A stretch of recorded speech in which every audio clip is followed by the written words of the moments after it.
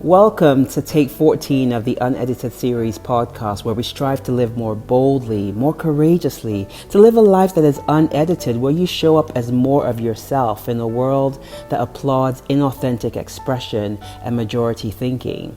I'm your host, Rontiade Benson Ida Hosa. I'm a peacemaking light worker, a lover of justice, and in this take, I want to officially welcome you to 2025. Fam, we made it!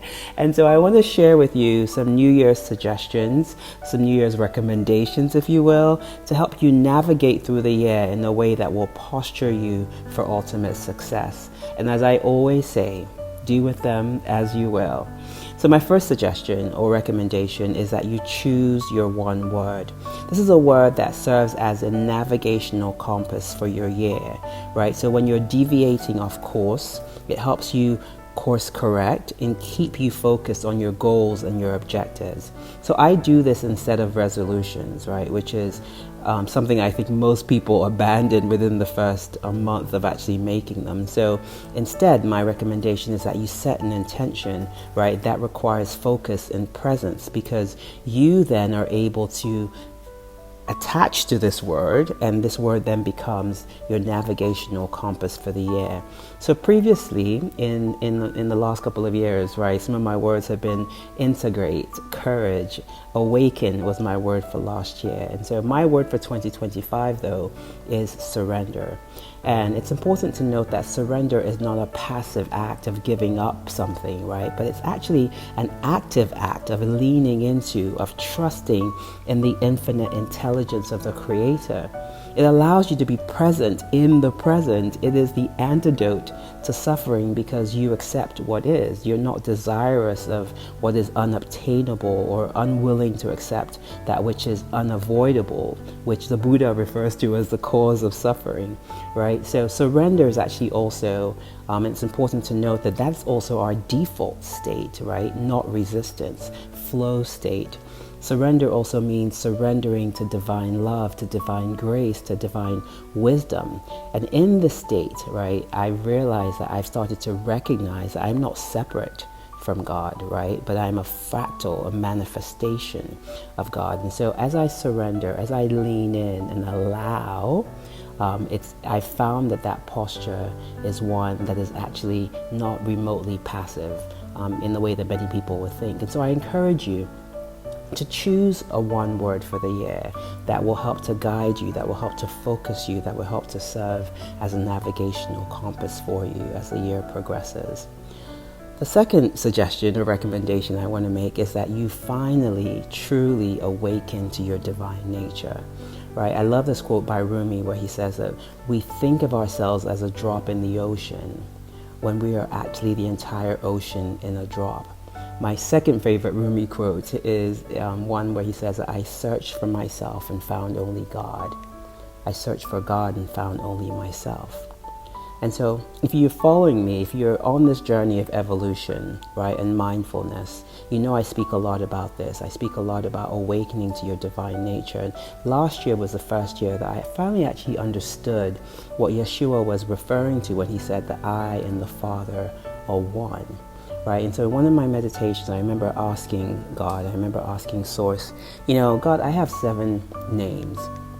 And if any of you follow me, you see people referring to me as different names in the comments of some of my social media.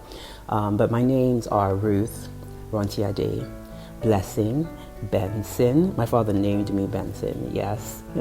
I also have Yvonne, and I have Elogosa, which is my Bini name, my Edo name, which means that nothing is impossible for God. And then my grandmother also named me Tokumbo, and she's from the Yoruba tribe, and Tokumbo means someone who was born abroad or born overseas. And so I remember in my meditation sitting and thinking and asking God, what do you call me, right? When I wake up in the morning and my consciousness connects with yours, what do you call me? And what I got from God in that moment was that I call you me.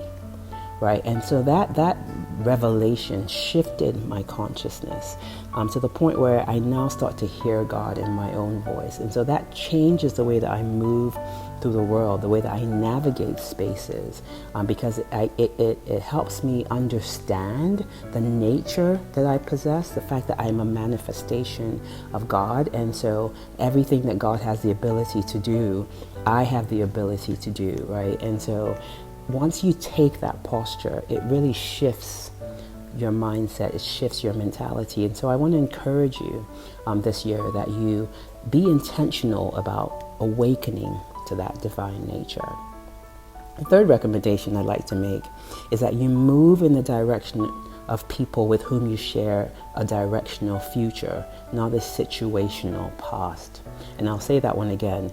You want to roll with, you want to hang with people with whom you share a directional future, not a situational past. And so don't be sentimental about this year, right? Stop holding on to those people that have institutional knowledge about your life, but they're not moving in the same direction as you are, right? Some people are there to actually show you what you will be like, who you will be like in X number of years if you choose not to evolve, right? And you guys hear me say this all the time. Your car only has 5 seatbelts for a reason, right? And that's because not everyone is intended to go on the journey with you. Florence Shinn says that the right question isn't what's wrong with you, but who's wrong with you, right? So make a mental note this year, right, to be intentional about moving with people with whom you share a directional future and not a situational past. And so that requires an assessment, which I recommend that you do in the month of January to ensure that you have the right people on the journey with you. The next recommendation or suggestion is that you categorize people pretty early on this year, right? Stop conflating friends with people who are soul tribe members or simply acquaintances, right? And it's important that we make that distinction. So for me, friends are people who are on the journey of life with you. They are consistently calling out your higher self, your higher nature. They are walking with you on the journey, right? People who are members of your soul tribe are people, in my opinion, who are here to help birth something on the earth with you. They're not necessarily friends, right? They have a specific purpose in your life.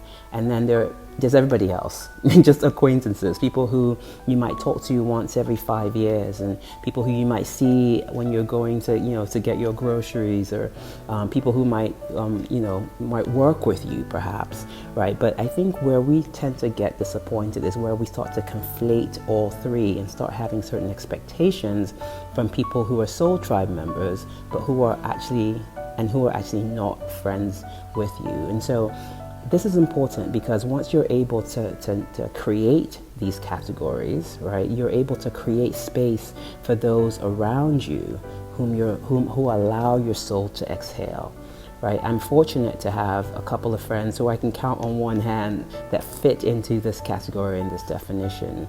It's important that we get rid of backseat drivers, right? And so just because someone's on the same train with you doesn't mean that they're actually heading to the same destination. There are lots of stops along the way, and they may be getting off at the stop earlier than you. And so it's important that we're mindful, because not everyone that's dressed in your uniform is prepared to play on your team.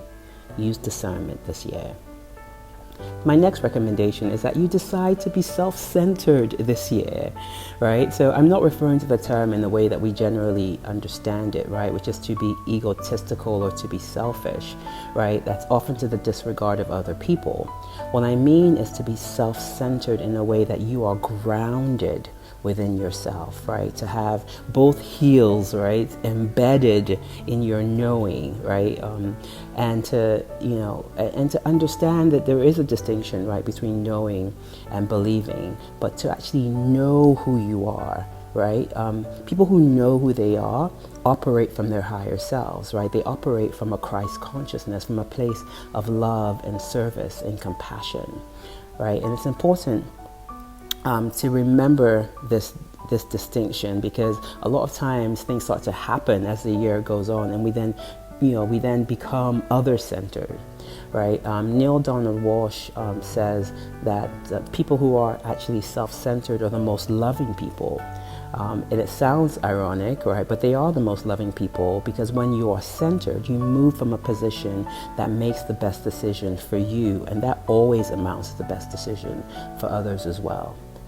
My next recommendation is that you walk away from a sense of unworthiness. Walk away from a sense of unworthiness. And so for many of us, unworthiness is actually embedded in our subconscious mind, which controls 90% of our decision.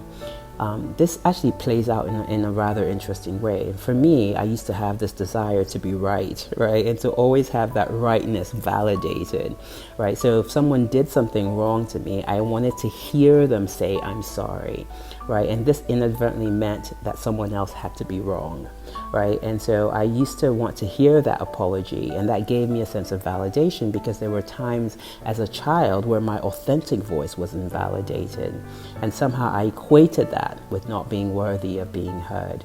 And so a sense of unworthiness sometimes underlies people who are competitive in nature, right? Same goes for people who are arrogant, who have a need for power and control. A person who has a sense of worth stands in their own power. They understand their own power, and they don't seek external validation or applause. And so the way to do this is to walk towards your identity. Our true identity, right, is flow state. It's a state of completeness, of wholeness. And so this requires sitting with yourself, doing the work, right, and understanding how your unworthiness can potentially play out. This, for me, has been one of my greatest challenges, but also one of my biggest successes, because once I was able to understand where that sense was coming from a few years ago, I was actually able to navigate through it in a way that I now operate from a sense of worth. The next suggestion or recommendation is that you step outside your comfort zone by taking inspired action, not calculated risks. And so there is a distinction, right? Because I think a lot of times people tend to think, oh, let me just take calculated risks. But what you actually want to do is take inspired action instead this year, right? And so what is inspired action? They are inspired leadings, they're synchronicities from source, right? What you want to look out for, right, and be on the lookout for are things that actually, perhaps as an example, operate, in where you actually see repeated patterns, for example, right, where synchronicities or things that appear to be synchronicities tend to happen. And so you want to operate from a space of groundedness, and not from a space of fear or desperation. You don't want to force anything, right? So if it feels like struggle or effort, you want to step back, right? Because the right actions will actually energize you, right? So ensure that you're moving from a space of inspired action this year, right? Not calculated risk. Again, inspired actions are inspired leadings and synchronicities that come from God. My next recommendation or suggestion, and again, do with this as you will, is to try to start or commit to contemplative practice this year.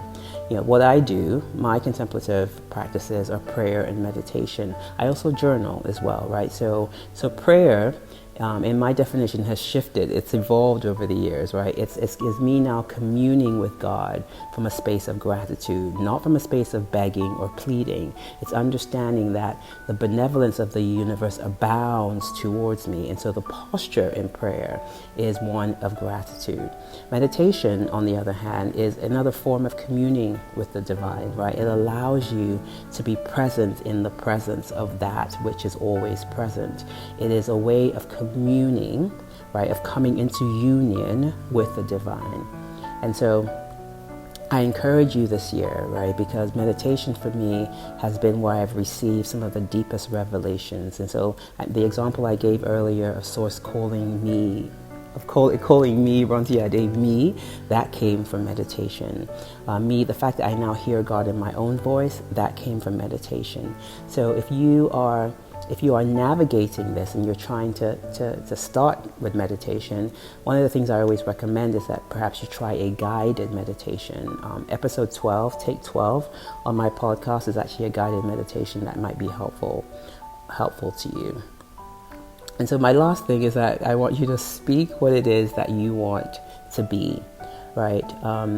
The Bible puts it this way: speak that which is not as though it were. And so this is quite nuanced talk, right? Because many people think that this means coming against, right? Binding something, rebuking something. But when we do that, we still give energy to that thing that we don't want to see. And so instead, what I want you to do is direct your energy towards what it is that you want to birth. So if you want to see abundance in your life, stop speaking about poverty, right? Stop rebuking poverty, because a lot of times we tend to speak out, right? What we speak out actually tends to reveal what it is that we fear, or what is pervasive in our minds. And that which we fear, we endear. So there's a spiritual teacher that says that what we resist persists, right? It's the same sort of thinking here. And so it's important that you are focused on what it is that you want to birth. Be conscious of what it is that you speak. Florence Shinn says that there is nothing too great an accomplishment for the man or woman who knows the power of their word and who follows their intuitive lead.